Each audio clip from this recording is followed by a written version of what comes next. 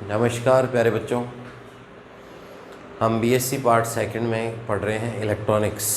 और इलेक्ट्रॉनिक्स में पिछली क्लास में मैंने बताया था कि किरचॉफ के नियम पढ़े थे हमने। किरचॉफ का पहला नियम धारा का नियम और दूसरा नियम क्या पढ़ा था, वोल्टा का नियम। फिर जो परिपथ या सर्किट होते हैं उनको सॉल्व कैसे करें। अब परिपथ या सर्किट में सॉल्व करने का मतलब होता है कि उसमें वोल्टेज और करंट, धारा और वोल्टता का मान कैसे ज्ञात करें।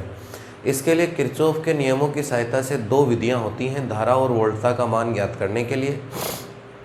और उन विधियों में से हम पहली विधि पिछली क्लास में पढ़ चुके हैं, जिसको कहते हैं संधि विश्लेषण या जंक्शन एनालिसिस, या इसको कहते हैं नोड एनालिसिस। डेरिवेशन था, दो समीकरण या दो इक्वेशन आए थे और दोनों इक्वेशन को सॉल्व करने से हमारे पास वोल्टेज आ जाएगी। जितनी भी संधि या जंक्शन पे ए पॉइंट पे बी पॉइंट पे हम जो वोल्टता या वोल्टेज ज्ञात करना चाहते हैं वो वोल्टेज का मान हमें प्राप्त होगा। ठीक है। अब जो दूसरी विधि है कि परिपथ में करंट या धारा कितनी प्रवाहित हो रही है, करंट या धारा कितनी प्रवाहित हो रही है, उसकी बात हम करना चाह रहे हैं। तो कल जो पढ़ा था पिछली क्लास में, उसमें हमारे पास संधि विश्लेषण में किरचॉफ का कौन सा नियम काम आया था, पहला नियम काम आया था। अब जो हम पढ़ने जा रहे हैं वो पढ़ने जा रहे हैं लूप विश्लेषण। लूप का मतलब है कि इसकी सहायता से परिपथ में जितने भी लूप हैं उनमें क्या ज्ञात करते हैं, करंट या धारा। तो इसमें किरचॉफ का कौन सा नियम काम आता है, दूसरा नियम काम आता है। बहुत ध्यान से समझिएगा, सबसे इम्पोर्टेंट पार्ट है, अब तक जितना पढ़ा है उसमें से सबसे इम्पोर्टेंट पार्ट है लूप विश्लेषण। न्यूमेरिकल भी आ सकता है, डेरिवेशन भी आ सकता है, और ये जो पढ़ रहे हैं ये आगे इस चैप्टर में बहुत जगह काम आने वाला है। आगे बहुत जगह पूरे चैप्टर में थ्योरम्स वगैरह सब जगह यही काम आएगा। तो इसलिए देखिए क्या करते हैं, इसके अंदर लूप है तो कितना भी बड़ा नेटवर्क ले सकते हो आप, उससे कोई दिक्कत नहीं है। सबसे पहले बैटरी ले ली, इसके बाद ये प्रतिबाधाएं काम आती हैं। पिछले वाले में क्या काम आई थी, प्रवेश्यता। ये Z1, Z2, Z3, Z4, Z5 क्या लगी हुई है, प्रतिबाधाएं। ध्यान से समझना मेरी बात को। करंट या धारा कितनी प्रवाहित हुई, I1 करंट यहाँ गया, यहाँ से आगे कितना चला गया, I2। तो पीछे कितना बच गया, I1 माइनस कितना हो गया, I2 आगे गया तो I2 यहाँ तक तो I2 रहा, फिर I2 से आगे कितना चला गया, I3। तो नीचे कितना आ गया, I2 माइनस कितना आ गया, I3। ठीक है।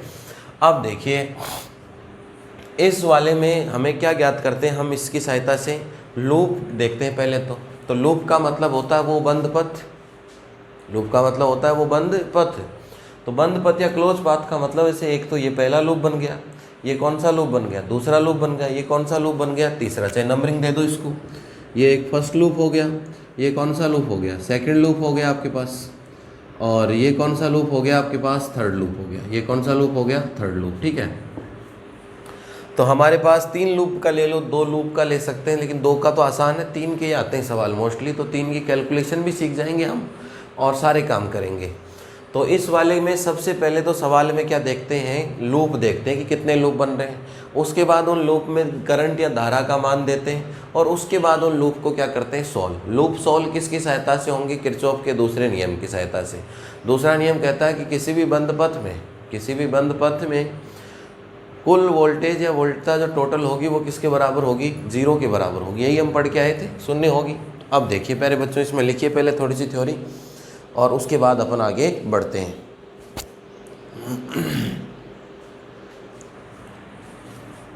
सर्वप्रथम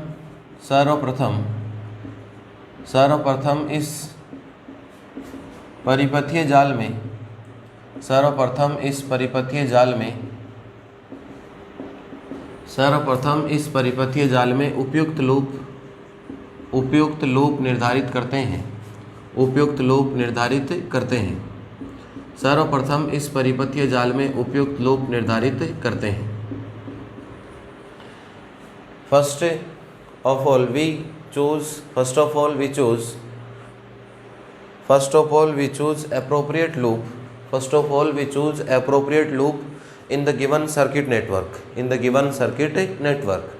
कि जो आपके पास नेटवर्क दे रखा है उसमें लूप देखते हैं। ऐसे देखो, इन दो से मिलाने से भी एक लूप बन जाता है, लेकिन उसका कोई फिर मतलब नहीं निकलता। तो पहला लूप हो गया, दूसरा इसमें घूम के यहीं वापस आ सकते हैं और इसमें घूम के यहीं वापस आ सकते हैं। बंद पथ या क्लोज पाथ हो गया आपके पास। सर्वप्रथम क्या करते हैं, लूप बनाने के बाद क्या करते हैं, उसमें किस में कितना कितना करंट जा रहा है। तो सभी लूपों में किसका निर्धारण या किसको डिसाइड करते हैं, करंट या धारा को निर्धारित करते हैं। सभी लूपों में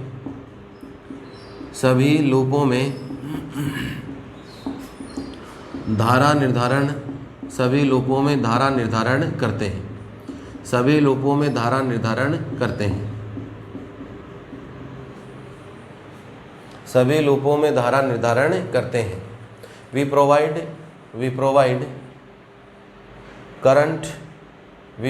current in proper way. We provide current in proper way to all the loops. अब हम जो करंट मान के चले वो कौन कौन से करंट मान के चले? I1, I2 और I3 तीन नाम है, बाकी तो I1 यहाँ तक था, I2 आगे चला गया, नीचे कितना बच गया? I1 माइनस I2 बच गया आपके पास। माना कि या कंसीडर, माना कि परिपथों में प्रवाहित धारा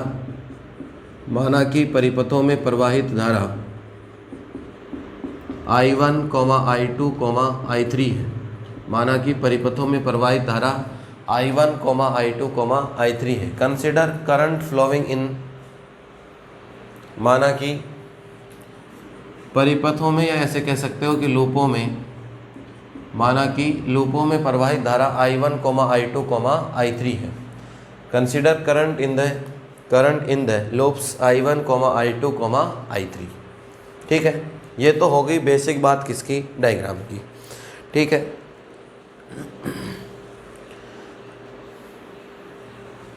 अब देखिए हम इसके अंदर काम में लेंगे कौन सा? किरचॉफ का दूसरा नियम। कौन सा नियम काम में लेंगे? किरचॉफ का दूसरा नियम। और किरचॉफ का दूसरा नियम कहता है कि किसी भी बंद पथ या क्लोज पाथ से जो लूप बनता है उसमें वोल्टता पतन का जो टोटल मान होता है वो किसके बराबर होता है? 0 के बराबर होता है। मैंने पिछली क्लास में बहुत अच्छे समझाया था कि वोल्टेज के निशान कैसे लेने हैं। अगर वोल्टता पतन धारा की दिशा में है या करंट की डायरेक्शन में है, उधर ही हमारी करंट की दिशा है और वही हमारी दिशा है, डायरेक्शन। भाई दो तरीके से घूम सकते हैं इसमें, इधर से घूम के इधर भी आ सकते हो और इधर से घूम के इधर से भी आ सकते हो, एक ही बात है। तो जो आपके पास दिशा या डायरेक्शन है, अगर उसी दिशा में आपके करंट की दिशा या डायरेक्शन है तो निशान किसका आना है? प्लस का। और बैटरी के लिए निशान होता है, अगर प्लस से माइनस जाते हो तो निशान किसका आएगा? प्लस का। और माइनस से प्लस आते हो तो निशान किसका होगा? माइनस का। अब ध्यान से देखिए, किरचॉफ के वोल्टता नियम से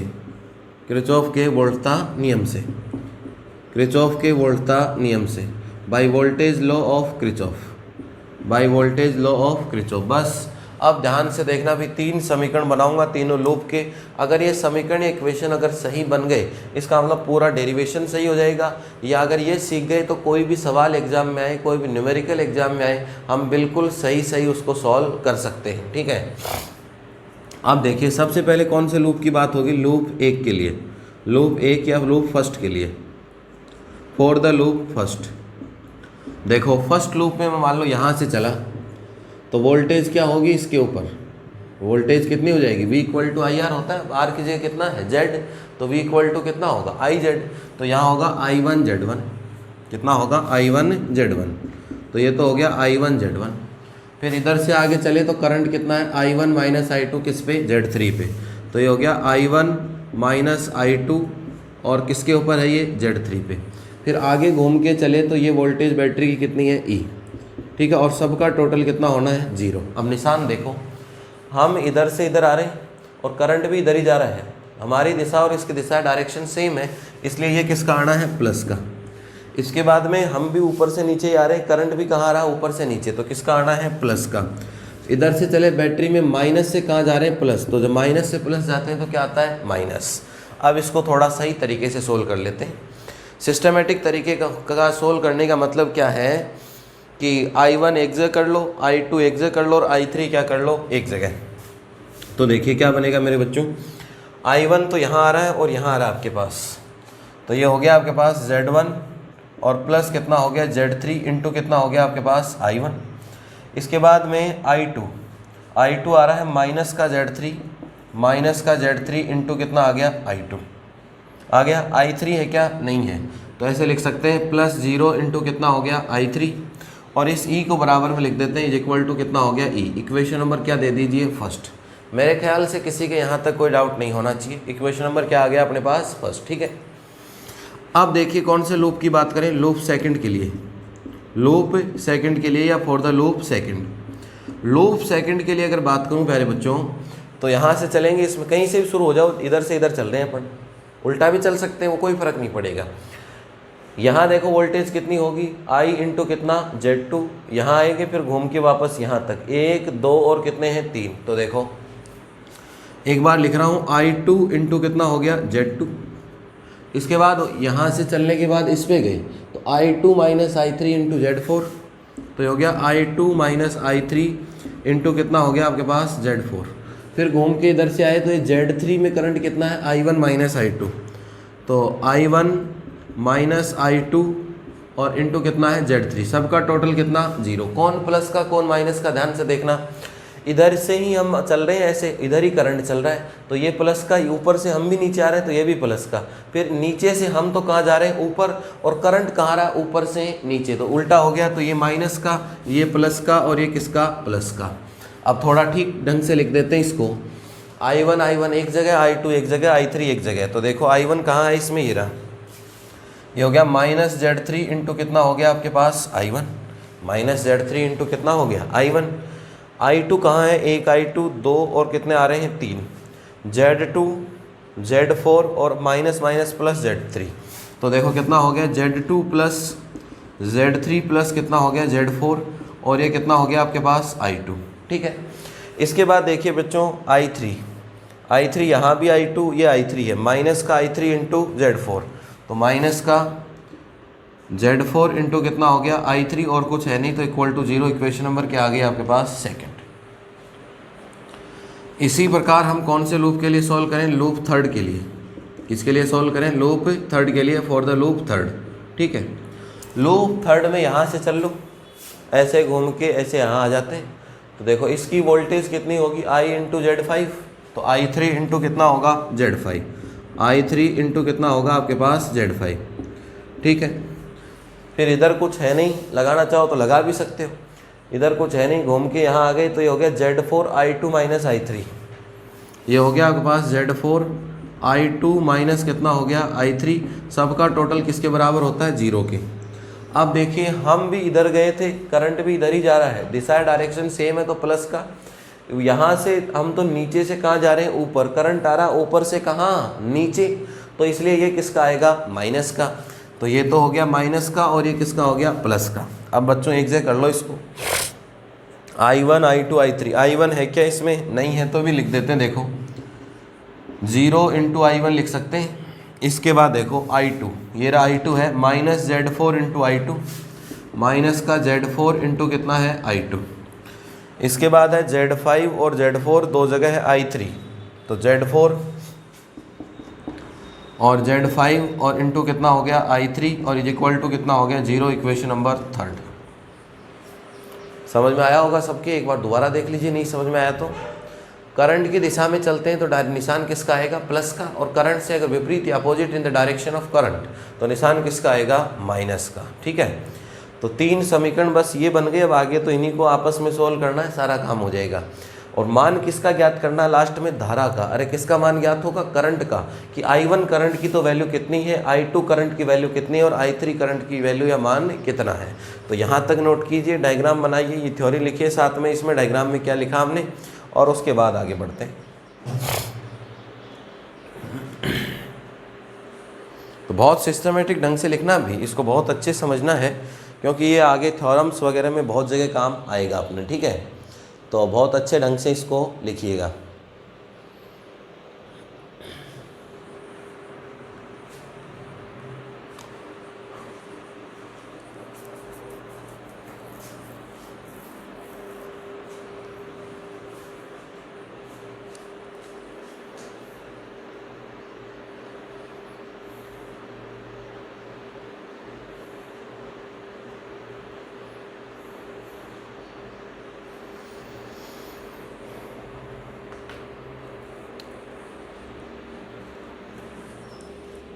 लिख लो बच्चों सारे, जो भी कोई पीछे रह जाता है भी नोट या तो साथ साथ करते रहा करो, फिर एक बार दोबारा देख के समझ लिया करो। या एक बार वीडियो को रोक के लिख लिया करो, कैसे भी लिख सकते हो। ठीक है बच्चों, अब देखिए इसमें आगे बढ़े अपन। यहाँ से बस अब 3 समीकरण इक्वेशन है, यहाँ इसका कोई काम नहीं बचा। अब डायग्राम का काम पूरा हो गया कि इसके 3 लूप बने थे, लूपों को हमने काम में ले लिया, बाकी काम खत्म। अब इससे कैलकुलेशन करनी है, और कैलकुलेशन इस तरीके से करनी है। 3 समीकरण है और कितनी वैल्यू ज्ञात करनी है, 3, I1, I2 और I3। ठीक है, अब आसान से आसान तरीके से ज्ञात करेंगे अपन। देखो 3 समीकरण कैसे सोल्व करेंगे।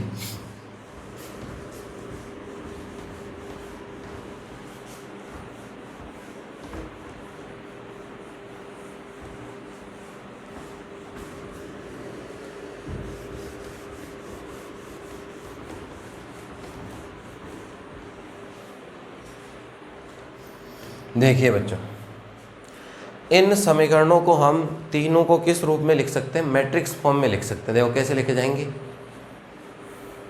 समीकरण 1, 2 तथा 3, समीकरण 1 तथा 2, 3 को मैट्रिक्स रूप में या आव्यय रूप में व्यक्त करने पर representing equation first, second, third in the matrix form. Matrix form में रिप्रेजेंट करेंगे तो कुछ ऐसा बनेगा आपके पास, ये हो जाएगा Z1 प्लस कितना होगा Z3, और माइनस कितना हो जाएगा Z3, और ये कितना होगा आपके पास 0। इसके बाद नीचे देखें तो ये हो गया माइनस का Z3, यहाँ हो जाएगा आपके पास Z2 plus Z3 plus Z4, Z2 plus Z3 plus कितना होगा Z4। इसके बाद आगे देखें तो ये हो गया माइनस का कितना Z4। इसके बाद नेक्स्ट में देखें तो 0, ये गुणांक देख रहा हूँ मैं एक बार, माइनस का कितना हो गया Z4, और ये हो गया आपके पास Z4 प्लस कितना हो गया Z5। ठीक है, और यहाँ से देखिए अगर हम तो ये हो गया I1, I2 और क्या लिख सकते हैं इसको I3। इक्वल टू में देखिए सबके पहले के इक्वल टू में E लिखा हुआ, तो E पहले के इक्वल टू में क्या लिखा हुआ E, तो इसको ऐसे लिख देते हैं, ये मैट्रिक्स बनी। और ये हो गया E, दूसरे में 0 और तीसरे में कितना 0। ठीक है, अब जब इसको मल्टीप्लाई करेंगे तो आप जानते हो ये वाला इससे मल्टीप्लाई होगा प्लस ये वाला इससे मल्टीप्लाई होगा प्लस ये वाला इससे होगा, सेम इक्वेशन आएगी। इक्वल टू में कितना है E, हमने किस रूप में लिख दिया, मैट्रिक्स रूप में लिख दिया। क्या लिख दिया, मैट्रिक्स रूप में। ठीक है, अब देखिए क्या करें इसमें।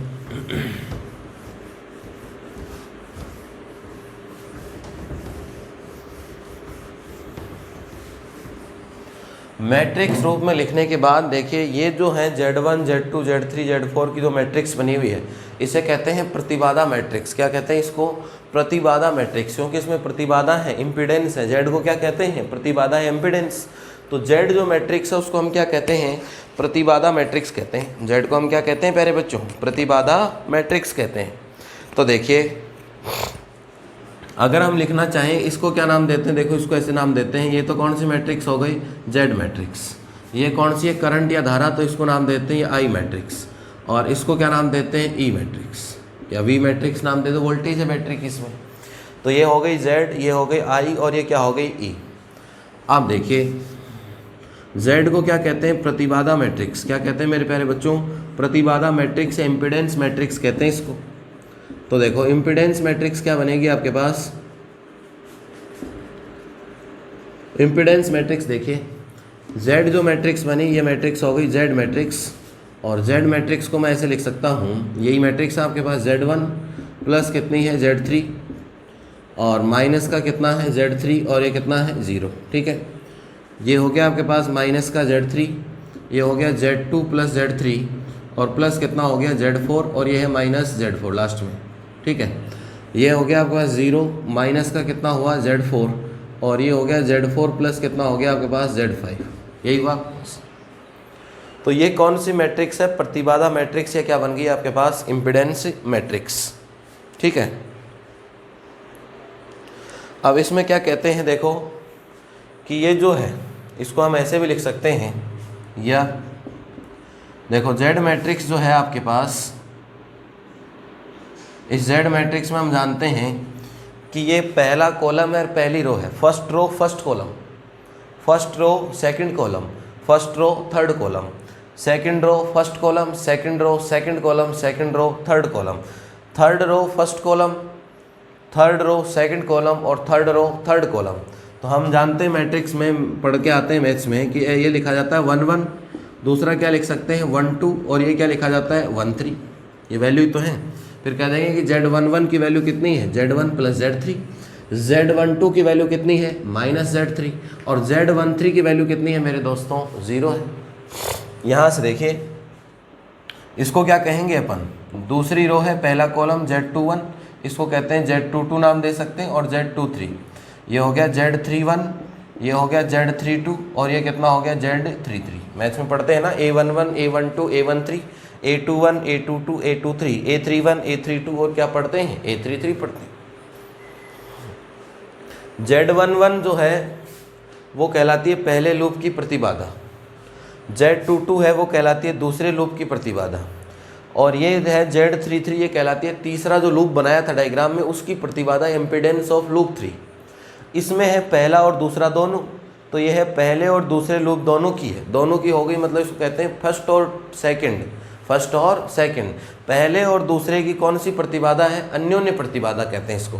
क्या कहते हैं, फर्स्ट और सेकंड ही क्या कहते हैं, अन्योन्य प्रतिबाधा या म्यूचुअल इम्पीडेंस कहते हैं। भाई जो दोनों में है वो उसकी क्या हो गई, म्यूचुअल हो गई, तो इसको कहते हैं 1 2 को क्या कहते हैं, म्यूचुअल या अन्योन्य प्रतिबाधा, कौन से की, पहले तथा दूसरे की।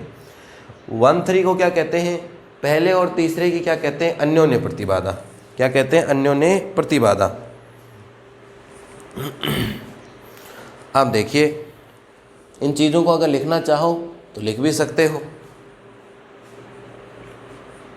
यहाँ तक लिख लिया सबने, लिख लो प्यारे बच्चों। अभी कुछ नहीं किया, बस वो 3 समीकरण बनाए थे, 3 इक्वेशन, उन 3 इक्वेशन को किस रूप में लिख दिया, मैट्रिक्स रूप में।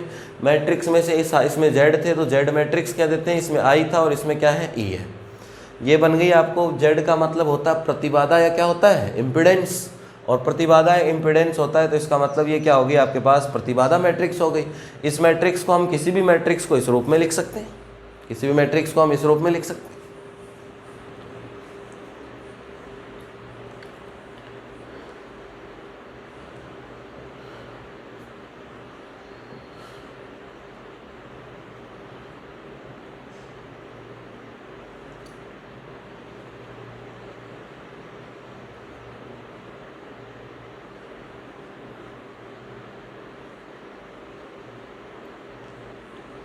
लिख लिया बच्चों सबने। अब देखिए क्या करते हैं, हमें तो काम भाई Z से काम नहीं है, हमें तो बार बार कह रहा हूँ कि लूप विश्लेषण या लूप एनालिसिस में मान या वैल्यू किसके चाहिए, करंट या धारा के। अरे मान या वैल्यू किसके चाहिए, करंट या धारा के।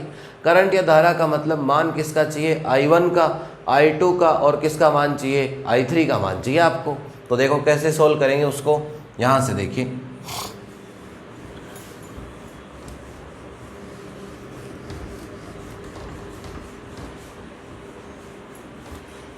ये चीज़ें लिख सकते हो आप कि यहाँ देखो, यहाँ या हियर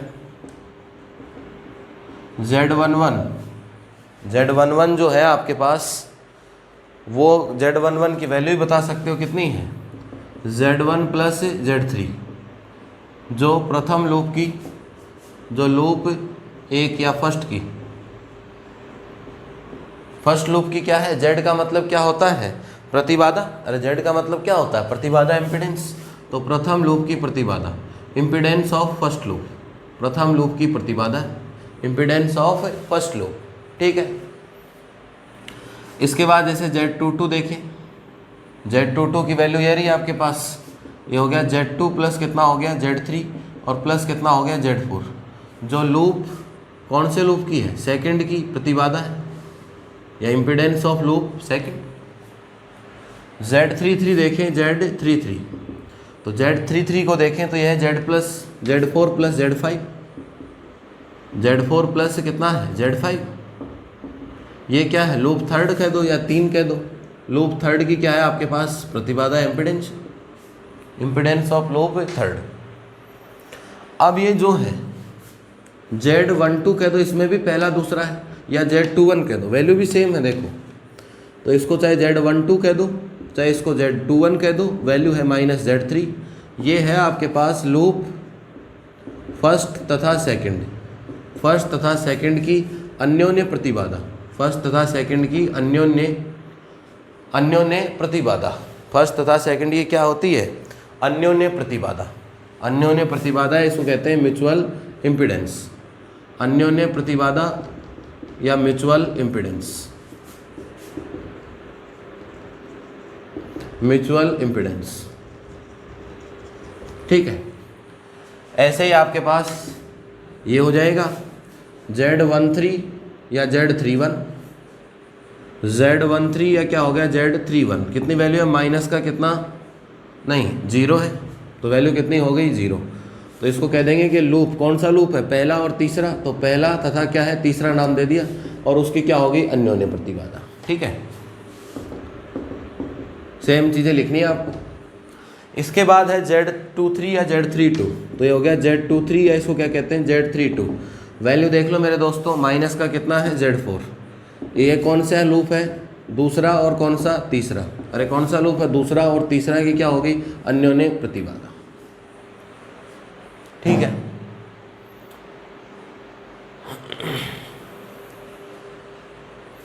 तो कुछ नहीं किया, बस उन्हीं बातों को लिख रहा हूँ, लिखने के तरीके बदल रहा हूँ बस।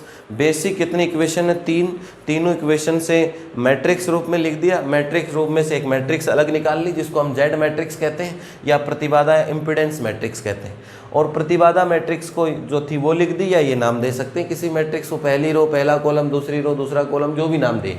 ठीक है,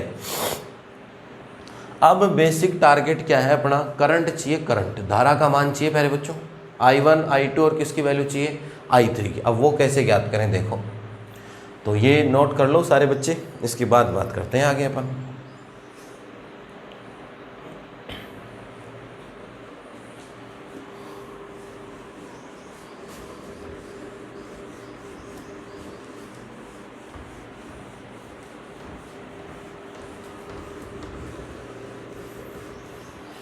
अब देखिए, अब हम क्या करेंगे, सोल्व करने का तरीका, एक तो देखो 3 समीकरण है, कितने समीकरण हैं 3, उन तीनों समीकरण से वैल्यू किसकी चाहिए थी I1 I2 और I3 की। तो पहले 2 को सोल्व करो, फिर कोई 2 को सोल्व करो, फिर चर या वेरिएबल 2 में बन जाएगा, फिर मैथ्स की तरह समीकरण सोल्व कर सकते हैं। एक तो वहाँ मैथ्स में जो करते हैं नॉर्मली, 1-3 समीकरण सोल्व किसकी सहायता से होते हैं, सारणी का डिटरमिनेंट की सहायता से भी होते हैं। तो सारणी का डिटरमिनेंट से करेंगे तो आसान रहेगा, भी बहुत आसान रहेगा। तो देखो मैं 3 समीकरण जो बने थे अपने पास, बने थे ना, 1 नंबर 2 नंबर और इक्वेशन क्या बनी थी थर्ड, उनमें यही तो आ रहा था I1 I2 और क्या आ रहा था I3। अब I1 I2 और क्या आ रहा था I3, I1 I2 और क्या आ रहा था I3। एक तो है कि इन 2 को सोल्व कर लो, इन 2 को सोल्व कर लो, जैसे I3 काट लिया, इसमें से भी काट लिया, फिर एक I1 और I2 में 2 समीकरण बच जाएंगे, एक इससे एक इससे, उनमें से सोल्व कर लो, फिर वैल्यू रख लो। एक तो वो प्रोसीजर है, एक प्रोसीजर है अपने पास कि जिसकी सहायता से आप क्या कर सकते हो कि डायरेक्ट न कोई कैंसिल करना है, बस वैल्यू रखते जाओ, रिजल्ट आते जाएंगे आपके पास। ठीक है, तो देखिए इसका क्या करते हैं, सारणिक लेते हैं। तो प्रतिबाधा मैट्रिक्स, प्रतिबाधा मैट्रिक्स, प्रतिबाधा मैट्रिक्स का सारणिक मान, सारणिक मान डेल जेड है, तो अगर इसका सारणिक मान को क्या नाम दे दिया मैंने, del Z. Determinant of Z भी लिख सकते हैं, या डेल जेड पढ़ लो, पढ़ने को डिटरमिनेंट ऑफ जेड। तो डिटरमिनेंट ऑफ जेड का मतलब इतना ही तो होगा, डिटरमिनेंट ऑफ जेड कह दीजिए, चाहे क्या कह दें इसको, डेल जेड। और ये बन जाएगा आपके पास Z11 Z12 और ये क्या हो गया Z13, ये हो गया Z21 Z22 और ये कितना हो गया Z23, ये हो गया Z31 Z32 और ये कितना हो गया आपके पास Z33। या ये मैट्रिक्स लिख दो, ये हो गया आपके पास Z11 प्लस कितना हो गया Z3 माइनस कितना हो गया Z3 और ये कितना हुआ 0। यहाँ से देखें तो ये हो गया माइनस Z3, ये कितना हुआ Z2 Z3 plus Z4, Z2 Z3 plus कितना हो गया Z4 और ये कितना हुआ माइनस का Z4। 0 हो गया आपके पास, माइनस का Z4 हो गया और ये हो गया Z4 प्लस कितना हुआ Z5। ठीक है, अब देखो जब डेरिवेशन है तब तो इसको क्या सोल्व करें, सोल्व करना चाहो तो सारणिक की एक लाइन सोल्व करके लिख दो, लेकिन कोई सोल्व होगा ही नहीं। और जब न्यूमेरिकल आएगा तो वैल्यू आएगी यहाँ 5, यहाँ 4, यहाँ 0, यहाँ 7, यहाँ -1, यहाँ 2, 3, तब उस टाइम पे तुरंत सोल्व करके आंसर आ जाएगा 5 आ गया मान लो, जैसे समझ गए बात। भाई जब न्यूमेरिकल होगा तब तो इन सब की वैल्यू होगी, वैल्यू होते ही तो मैथ्स वाले जैसा सारणी का डिटरमिनेंट बनेगा, और डिटरमिनेंट हम जानते हैं इसको लिया, इसको छोड़ा, इससे इसको गुणा, माइनस इससे ये गुणा हो गया। समझ गए मेरी बात को? तो अभी तक तो हमने क्या निकाल लिया, सारणिक, सारणिक निकाल लिया। अब देखिए क्या करते हैं, अब ध्यान से देखना भी प्यारे बच्चों क्या करना है। तो कोई भी जब न्यूमेरिकल आए तो न्यूमेरिकल में सबसे पहले तो कितने समीकरण लिखे जाने हैं, 3 समीकरण लिखने के बाद कौन सी मैट्रिक्स लिखी जाएगी, जेड मैट्रिक्स। जेड मैट्रिक्स का क्या निकालते हैं, सारणी का determinant, taking determinant of impedance matrix del Z या डिटरमिनेंट ऑफ जेड। हमने डिटरमिनेंट लिख दिया इस मैट्रिक्स का। अब न्यूमेरिकल होगा तो इसको क्या कर लेंगे, सोल्व कर लेंगे। अभी इसको गुणा करके लिखने की कोई आवश्यकता नहीं है, पहला काम हो गया। इसके बाद क्या करना आपको, जेड मैट्रिक्स है, कौन सी मैट्रिक्स, जेड मैट्रिक्स, उसका पहला जो कॉलम है उसको तो हटाओ, पहला जो कॉलम है उसको तो हटा दो, और उसकी जगह कौन सी मैट्रिक्स लगाते हैं, ई मैट्रिक्स को प्रतिस्थापित कर और उसका डिटरमिनेंट ज्ञात करते हैं। तो देखो क्या लिखें, या तो ऐसे लिख दो कि जेड मैट्रिक्स में, जेड मैट्रिक्स के प्रथम स्तंभ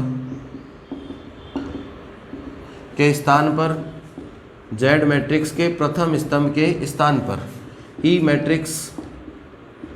मैट्रिक्स प्रतिस्थापित कर, ई मैट्रिक्स प्रतिस्थापित कर, ई मैट्रिक्स प्रतिस्थापित कर, कि जेड मैट्रिक्स का जो पहला कॉलम है, यही तो है कॉलम, ये तो सारणिक बना हुआ चलो, लेकिन कॉलम तो यही है, कॉलम, इसकी जगह कौन सी मैट्रिक्स लगानी है, ई मैट्रिक्स प्रतिस्थापित कर, उस सारणिक का मान, प्रतिस्थापित कर उस सारणिक का मान डिटरमिनेंट ऑफ 1 या डेल 1 लिखते हैं।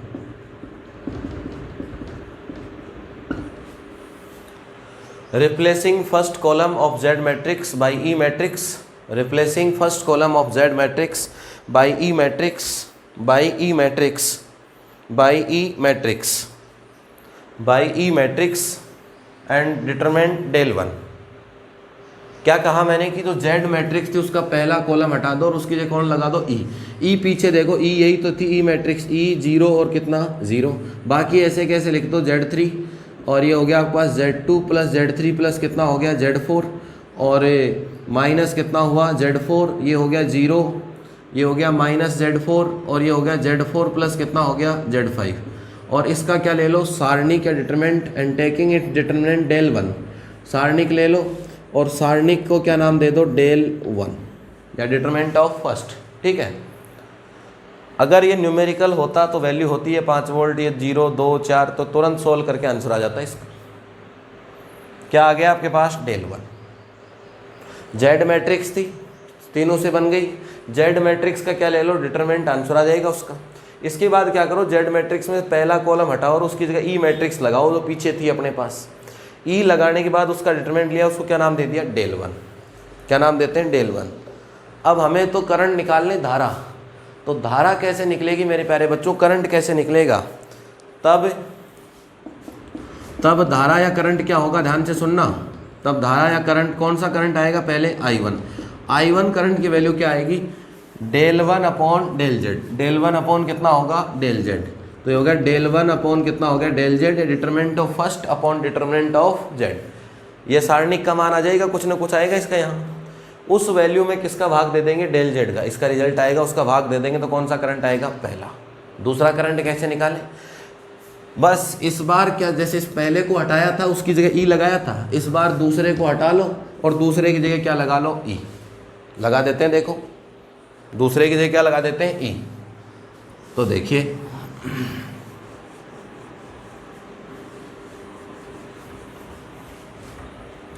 यहाँ लिखते हैं इसी प्रकार या सिमिलरली, इसी प्रकार द्वितीय स्तंभ को प्रतिस्थापित करने पर, रिप्लेसिंग सेकंड कॉलम, बस इतना ही लिखना, ज़्यादा लिखने की जरूरत नहीं है, प्रतिस्थापित करने पर द्वितीय को करेंगे तो उसको नाम देते हैं डेल 2। तो ये तो ऐसा कैसा हो गया, Z1 plus Z3 minus Z3 और कितना हो गया 0, दूसरा हटेगा भी, दूसरे की जगह लगेगा E 0 और 0, तीसरा ऐसा कैसा 0 माइनस Z4 और ये कितना हो गया Z4 प्लस कितना हो गया Z5। बस। अब यहाँ से देखिए डेल टू आई गया आपके पास, तो धारा या करंट, धारा या करंट कौन सा आएगा, I2। कैसे आएगा, इसकी वैल्यू, अरे भाई न्यूमेरिकल जैसे अगली क्लास में न्यूमेरिकल ही आने वाले हैं, तो न्यूमेरिकल जैसे ही करेंगे तो इसकी वैल्यू आ जाएगी 5 आ गई, तो ये तो हो गया आपके पास डेल टू और पूरे का भाग लग जाएगा डेल जेड का। तो करंट कौन सा आ जाएगा आपके पास, I2 करंट आ जाएगा आपके पास। कौन सा करंट आ जाएगा, I2 करंट। नोट कर लो, ये I1 करंट आ गया, ये कौन सा करंट आ गया, I2 करंट।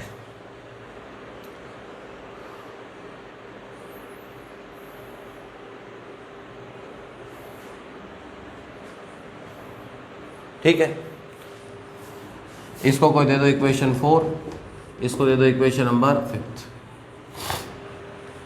I3 भी निकालना है, तो I3 में क्या करेंगे, तीसरे को हटाएंगे, तीसरे को, जैसे इसमें पहले की जगह रखा था, इसमें दूसरे की जगह I3 में किसकी जगह रखेंगे, तीसरे में, तो क्या आएगा, डेल 3 आ जाएगा। और डेल 3 में किसका भाग लगना है, डेल जेड का, तो I3 करंट आ जाएगा। I4 हो किसी में, तो चौथे में चौथे को हटा लो और आते रहेंगे वैल्यू। न्यूमेरिकल करेंगे तो और सीखते रहेंगे, ठीक है। तो अब तीसरा सोल्व करके दिखाने की जरूरत नहीं है, तथा डायरेक्ट लिखूंगा I3 में क्या होगा, डेल 3 अपॉन कितना होगा, डेल जेड। इसी प्रकार कोई भी करंट निकालना हो, IR निकालना हो, तो क्या होगा, डेल R अपॉन कितना होगा, डेल जेड। R की वैल्यू हो सकती है 1 2 3 एंड सो ऑन, कोई वैल्यू हो सकती है। तो ये हमने क्या निकालना सीख लिया, करंट या धारा सीख ली मेरे प्यारे बच्चों। इक्वेशन 6 दे देना इसको। तो करंट या धारा का तरीका क्या है, दिमाग में ये चलना चाहिए, रटने की जरूरत नहीं। लूप दिया हुआ है, लूप में कितने लूप बने थे, 3 लूप बने थे। 3 लूपों के कितने समीकरण लिखते हैं, 3। नोट कर लेना, बाद में एक बार बात सुन लीजिए मेरी। 3 समीकरण बने, 3 समीकरणों की मैट्रिक्स बना दी। मैट्रिक्स में से कौन सी मैट्रिक्स लेनी है, जेड मैट्रिक्स, ये याद होनी चाहिए बातें। मैट्रिक्स में से कौन सी मैट्रिक्स लेनी है, जेड मैट्रिक्स। जेड मैट्रिक्स को क्या कहते हैं प्यारे बच्चों, प्रतिबाधा मैट्रिक्स कहते हैं, इम्पीडेंस मैट्रिक्स कहते हैं। अब जो इम्पीडेंस मैट्रिक्स कहेंगे उसको, इम्पीडेंस मैट्रिक्स जेड का क्या ले लेते हैं, सारणिक। सारणिक को क्या कहते हैं, डेल जेड या डिटरमिनेंट ऑफ जेड, ले लिया डिटरमिनेंट उसका। इसके बाद क्या करते हैं, उस जेड में पहले कॉलम को हटाते हैं और उसकी जगह ई मैट्रिक्स लगाते हैं, तो सारणिक नया आ जाएगा डेल 1। सोल्व कर लेंगे डिटरमिनेंट को, सवाल आएगा तो करंट या धारा होगी डेल 1 अपॉन डेल जेड। अगर I2 चाहिए करंट तो दूसरे को कर लो रिप्लेस और नया आ जाएगा डेल 2 अपॉन कितना होगा, डेल जेड। तीसरा चाहिए तो डेल 3 अपॉन डेल जेड, तीसरे को हटा लो, तीसरे की जगह लगा लो E 0 0 लग जाएगा। और इसी प्रकार से कोई सा भी करंट निकालना हो, ये बन गया आपके पास बेसिक फॉर्मूला। तो उम्मीद कर रहा हूँ कि सबके बहुत अच्छे समझ में आया होगा। कमेंट करके मुझे ज़रूर बताइए, सब बच्चों तक पहुँचाइए इस चीज़ को, बहुत इंपॉर्टेंट पार्ट है पूरी यूनिट के लिए। ठीक है बच्चों, अगली क्लास में लेके आएंगे इसके सवाल। जुड़े रहिए, लगातार पढ़ते रहिए। धन्यवाद सबको।